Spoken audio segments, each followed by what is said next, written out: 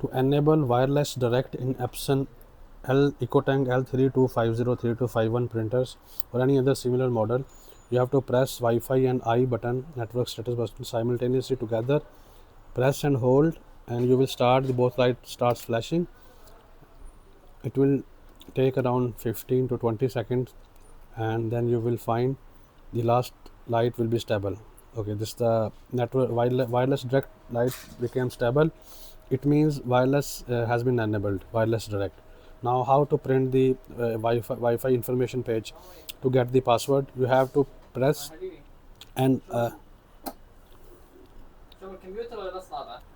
you have to press and keep holding I button for 7 seconds, and you will get a wireless information page. Press and keep holding for 7 seconds, and then you will get this information page, and you will get the Wi-Fi direct password. This is Wi-Fi direct name, and this is Wi-Fi direct password. If you have any other question regarding this Epson printer, you can ask down in the comments. Thank you for watching. Subscribe.